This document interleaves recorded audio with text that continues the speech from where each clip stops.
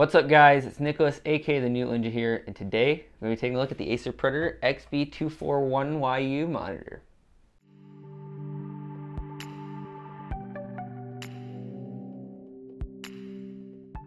Alright, so first thing I want to say is this monitor is beautiful.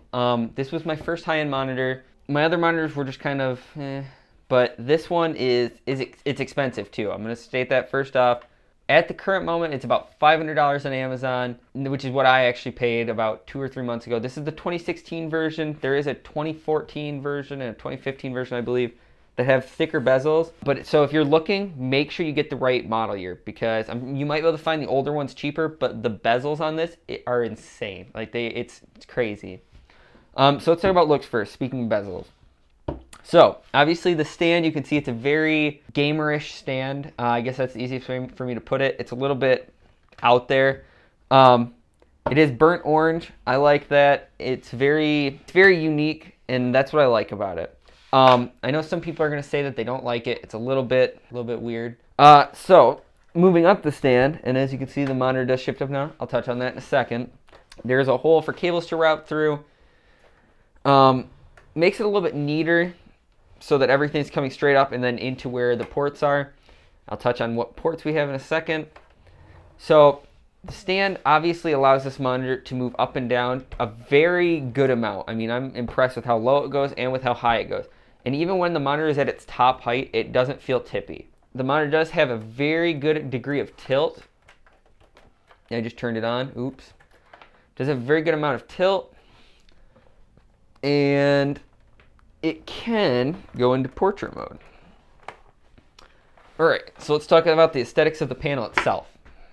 Obviously, as you can see, a very thin bezel all the way around, except for obviously on the bottom, which is traditional. You gotta have somewhere to put your buttons. I'm glad they went with the buttons on the front instead of on the bottom. I hate that. Makes it a lot easier to see. Obviously, when you click it, little menu pops up. It makes it very easy. Obviously over here you're going to see the Predator logo. It's a very sharp looking logo. It's nice. Alright, so what kind of ports does this have? Well, you're going to find a single HDMI port, a single display port, and it's kind of an iffy thing. I don't use it. There is a USB hub on this. Like I said, I don't use it. It's more convenient for me to just plug stuff into my K70 if I need a USB hub. But I'm sure some people use it. The USB hub will give you 4 extra USB ports. So, I mean, that is useful. One thing I forgot to mention about this is that the stand does rotate back and forth like this. It's a very good amount. I mean, you can go all the way over to there, all the way back. And then there is a line for lining it back up, which is very useful because it's very hard to tell when it is centered. Alright, so let's talk performance, you guys. So, as I said, this was my first high-end panel. It is a 144Hz 1440p TN panel. So the colors aren't going to be great, but the response time is 1 millisecond. Usually with like IPS panels, you get a little bit higher response time, so that it kind of evens out. For gaming and stuff, colors aren't really that important, depending on what you're playing. So I went with TN panel over an IPS because of the response time. It looks amazing though. So coming from 1080p 60 to 1440p 144, it's amazing. I know a lot of people say they can't see the difference between 60 and 144 frames. I am telling you right now that I personally, I don't know if I'm just sensitive or what, it is amazing. It looks perfect. It looks gorgeous. I would recommend it to anybody if you can afford it. That being said, the 1440p jump not as noticeable as like 720 to 1080. So that's kind of neither here nor there. But would I recommend this panel to someone? Yes, if you have the budget for it. Now, what do I mean by budget for it? Like I said, this is a $500 monitor. $500, that's about half as expensive as most people's complete builds.